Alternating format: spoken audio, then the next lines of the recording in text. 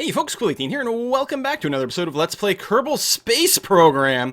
So as many of you know, because I did say it a lot, I was gone traveling for about a week, doing some work things all over the place, and as a result I had to pre-record a bunch of these episodes, like basically right after 1.04 came out, which meant two things. One, I couldn't respond to a lot of comments in real time. And two, a lot of the mods weren't really quite updated at that time. Now that I'm back, I have updated tons of mods, as well as fixed a couple of issues that were present before. For example, you can see here the tech tree is now properly working. Everything is looking real good. I still have access to fuel ducts here, you can see, even though I technically shouldn't because the tech was supposed to be a little bit later. Oops, sorry about that. The other thing, it looks like the whole rescue mission thing with Kerbals being stuck in like the wrong kind of part, it looks like that was a glitch with the colonization mod, which I never would have guessed in a million years. The colonization mod adds something to like every component, and it's still not fixed technically.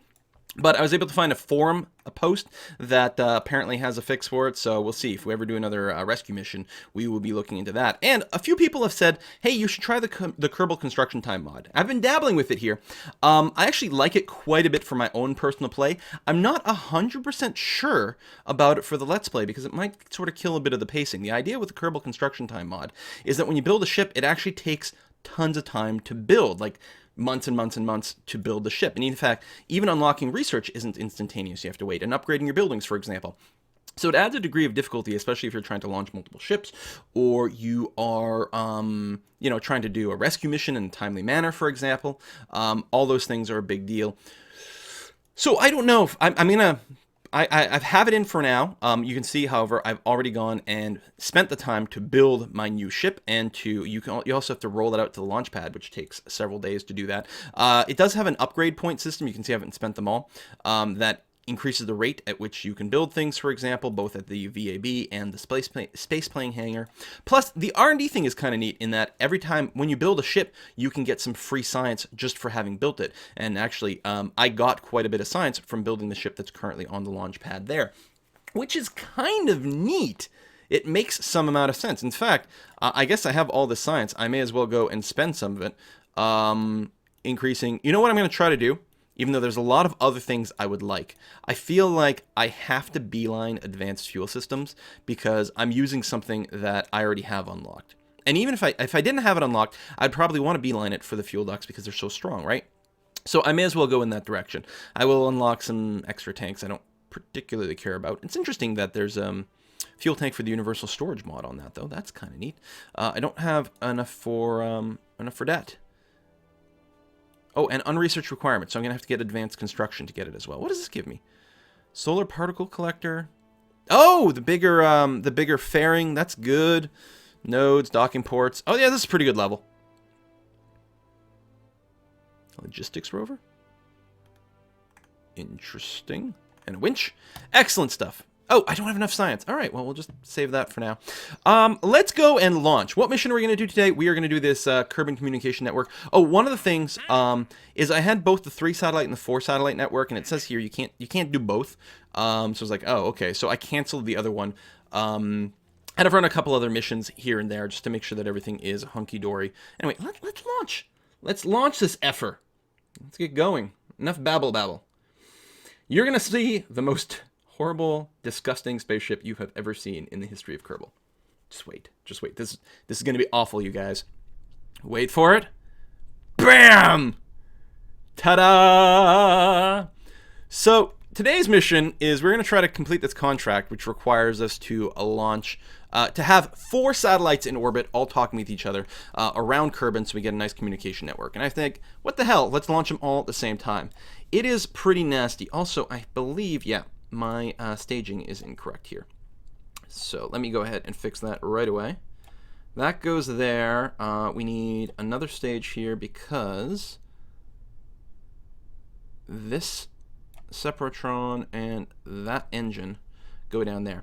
These here, I'm actually never going to stage these guys at all, is the idea, unless I misclick. But here's all my satellites. So you can see I had to use these girders and lots of struts to make sure that everything is stable.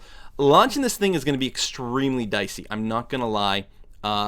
Anytime you've got a spaceship that's this long, there's a lot of possibility, there's a lot of surface for drag on the side, which means if I deviate too much from my surface prograde, I'm very likely to do the thing where you flip out. So I'm going to have to be very, very, very careful with that. In fact, what I'm going to do is I'm going to launch mostly vertically. I'm going to have probably a very, very gentle gravity turn, maybe only 5 degrees instead of 10 degrees, to try to stay mostly vertical and then set myself to surface prograde. Because if I do my normal gravity turn, because of the length of this, it's actually going to pull over quite a bit more and come down way, way too shallow.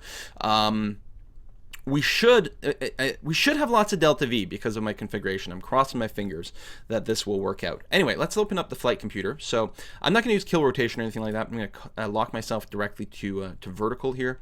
And actually, you know what I think I'm going to do? I'm going to do the thing where I'm actually going to light the engines first, give them a second to stabilize, and then I will release the docking clamps. Hopefully that won't F anything up. I think we're going to be okay. Let me, I can quick save here, right? What is it? F5. Just in case I'm messing up with the clicks or something completely non-obvious like that. You are locked to vertical. We are on full throttle. All right, let's do this. And we're going to light the engines, and then like a second later, I will go ahead and detach. Oh my God, there's still some horrible, horrible tipping going on. And we're righting ourselves. Thank God. I do have, every probe in here has a bit of a reaction wheel, and I put an explicit reaction wheel right in here as well. And all these engines can gimbal, and these fins have control surfaces. I tried to give us as much possibility for fighting any kind of roll as possible, because the aerodynamics of this in particular is going to be terrible. I mean, that tipping at launch was just because of the center of weight being a little whacked, but then once we get up here, the aerodynamics are going to be bad. So I'm going to go ahead and roll over just 5 degrees here. We're going to do a normal equatorial launch. Just going to do that. And yeah. We're going to mostly lock to here.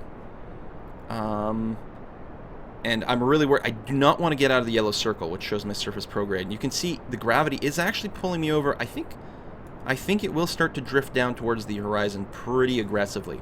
Now, once I get above 20K or something like that, it won't be a problem to deviate a little. See, it's moving a little bit.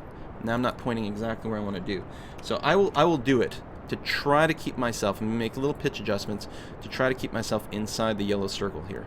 And actually, I would like to be, oh, that's a little further, really? Let's call it 83 then. And separate. And I was going to say, I really would like to be pointing surface prograde as much as possible. We are going to flip if I don't lock to here, so cross our fingers here. Surface prograde as much as possible when detaching the boosters, because it ensures they fall straight back instead of into me. So now I'm locking surface prograde here to make sure I'm in the center of the circle to minimize any sort of drag to the side. Hopefully I've delayed my gravity turn enough that I don't gravity turn so much that the whole thing just gets yanked back to the surface, because it will drift downwards here. It looks like it's fine. Ideally, when I'm at on a normal ship at about 15K here, I try to be at 45 degrees. We're obviously going to be quite a bit slower than that, and I'm okay with it. I'm totally okay with it. So I'm going to go ahead. So let's figure this out. That's 50, 60. So 70 is there, and we are drifting towards the 70, which is okay. In fact, I'm probably comfortable. Okay. Basically, I'm gonna lock it. You know what? I'm not. I'm not touching anything. Now that we're past 20, let's put it down to 65, which is definitely gonna tip us down, but not so much that we're outside the circle. Again, the atmosphere is thinner now, so you don't have to worry about weird drag causing massive problems. Looking good. In fact, let's drop it down to about, let's say 55.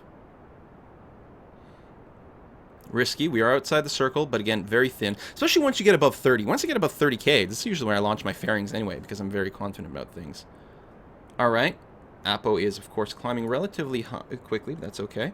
Let's drop it down to 45 degrees. We're definitely outside of our prograde. And of course, if you do it too much, you won't be able to recover if you do start to spin. But still feeling good. We're in orbit mode now. Okay, apoapsis is growing, and we're still not flat. I think I can bring it down to 35.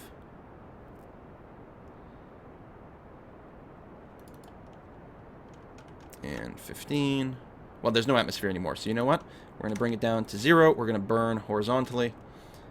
And actually, our apo is... Now's the time to kill a thing.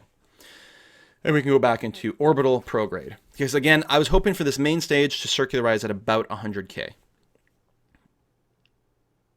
Interesting. We are going into a bit of a flippy flip here. Now, it's thin enough that there's not so much drag this way that it is slowing us down. You can see our apoapsis there is starting to drop, but it's not going to drop enough. We are definitely going to go into space just fine with this. This beast is such a pain to...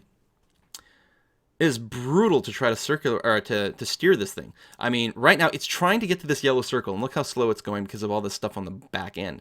But I really don't want to ditch this. It's got tons of fuel left. The idea, you know, was to use this maybe to circularize and stuff, because the satellites will be able to get themselves into their proper orbit on their own. They've got an engine, they've got a fuel tank, they're going to be fine.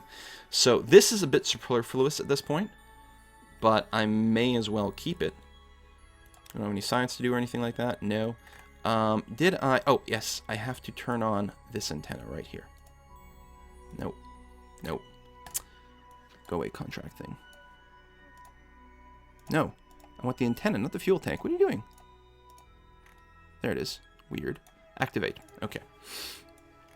I mean, we have a range of 160 kilometers with just the probe cores, but I wanted one main antenna going on here. Okay, we have basically reached the prograde marker. Good. We are 1 minute and 20 seconds to our apoapsis. There's enough thrust weight in here. We shouldn't actually need that much time to circularize. I think I can probably do something like start with 15 seconds before apo, and I think that'll be plenty of time. Let me get rid of the mission screen for a second here. TD! Well, it somehow made it into space. Been on a steep trajectory, as expected, and I'm okay with that.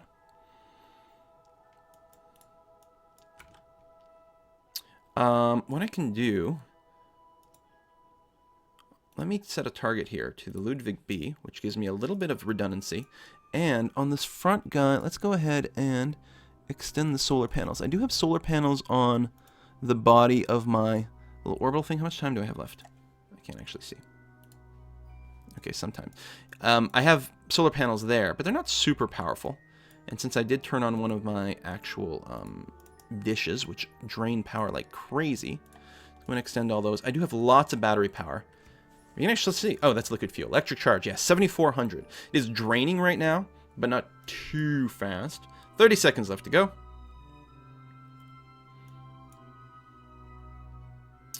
And yeah, it doesn't matter what my apoapsis is. You know, it would have been nice to get it at exactly 100k, just for style points, but this'll do, and we're gonna burn in a second. Let's go, and I suspect this time will start to shoot up pretty quickly.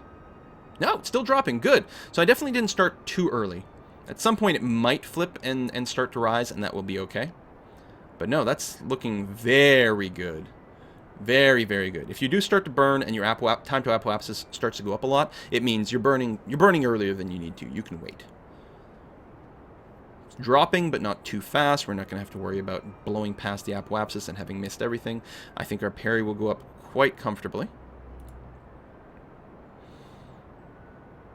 Yeah, I probably could have started a little bit sooner, but we're going to have plenty of time. We're okay. I could have also planned a maneuver, which the flight computer could have executed very, very effectively. But actually, I should have. Yeah, I should use the flight computer and maneuvers as much as possible. We're about to run out of fuel in this stage, but I think we will circularize right before that happens, which is funny. There, because it means this entire middle stage is completely unnecessary. I'm going to go ahead and stage now. Let me quick save. Just make sure I don't double click.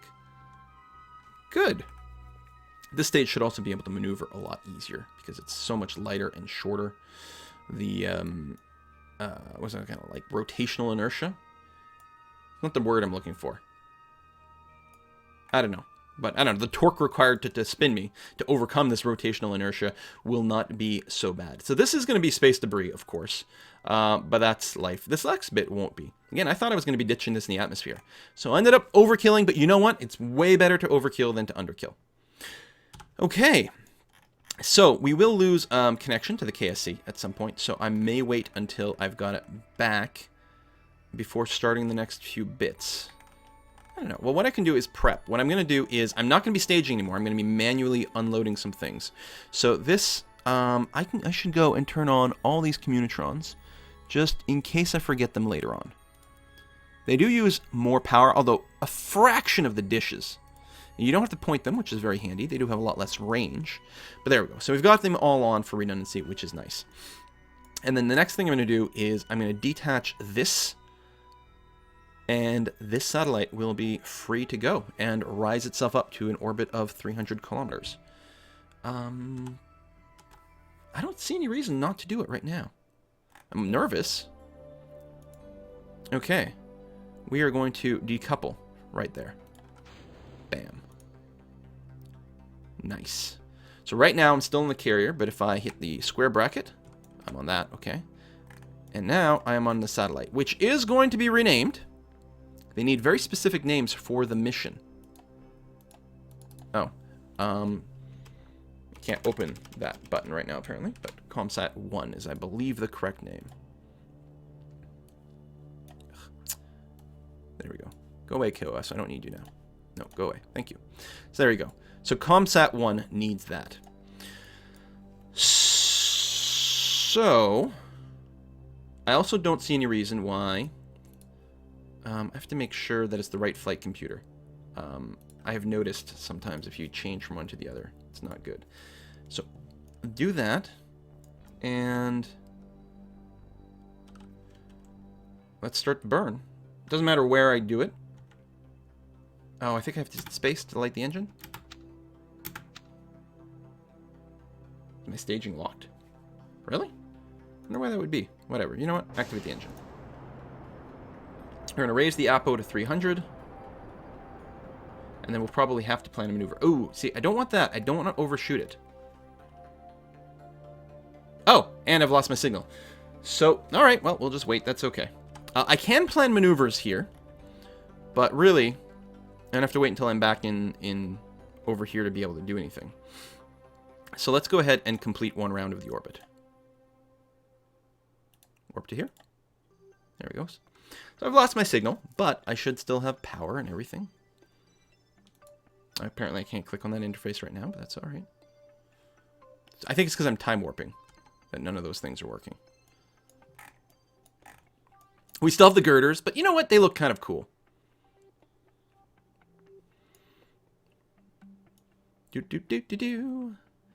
And there we go. So I want to be able to see that. Lots of electric charge. I'm hoping it's got enough to last on the dark side of the Earth. So we're approaching the Perry. Good. So at Perry, I ought to burn a little retro. Actually, I'm not going to be able to.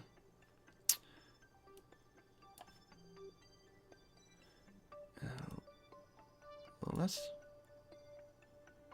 There, it's pretty close. You know what? I'm not going to fiddle too much, actually, because I do have to do the maneuver on the other side.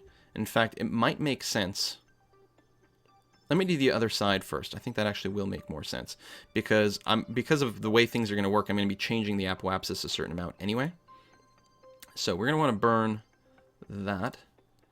And we're going to bring it to a nice circular orbit of 300, which I guess will happen when we see, yep, these things flip around vaguely like that. 306, yeah, not that much.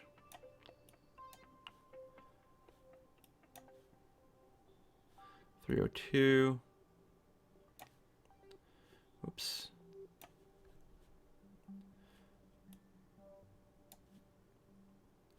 302. 301. It doesn't have to be exact. Well, that's not true. It doesn't have to be exact here, but every other satellite is going to have the exact same orbital period. Otherwise, they're going to keep getting closer or further away. That's pretty good. Both. This is going to be just a scooch under 300. That's pretty nice. You are going to point yourself Oh yeah, I don't have a signal right now. I have to wait. Because I'm over here. Let's time warp until I've got a signal. There we go. So, you're going to point yourself towards the node. You can do that now. We know what way, the correct way to point for the node. It's going to actually be, at this point of view, it's going to look like we're going to be mostly burning retrograde, but by the time we come around here, that'll be a prograde burn. So that's okay. How's my inclination and eccentricity? Well, inclination we will have to actually fix. I'll wait until we're bigger because that'll be a little cheaper to do. Eccentricity, of course, is a factor. The fact that we've got a wobbly sort of orbit over here. So you're pointing towards the right direction. We're going to tell you to execute the next maneuver once you get there, which is in 21 minutes. Which we won't be able to do ourselves because we won't actually have a connection. But I think that's going to be okay. We can just time warp. We'll lose the connection at some point. But it will still execute this maneuver properly. And it is facing the right way. It's very important that you let the ship complete its hold maneuver prograde before you time warp. Because what will happen is the second it's time to start the maneuver, it will start to burn instantly, even if it's facing the wrong way. It's not like using MechJeb to execute a maneuver, for example. The flight computer is a lot sort of dumber than that. And that's okay. There we go. It'll stop the time warp on its own, which I really appreciate. And then it's going to execute the burn with as much precision as it can, which should be okay. It's a nice small ship, nice and lightweight. It should be very easy for it to keep itself pointing properly at the maneuver, which means we should have gotten, indeed, a really good amount of precision with this. Very good. Now, we want to try to round this off at exactly 300K, if at all possible. So let's try to ballpark that. You're going to burn a little retrograde there.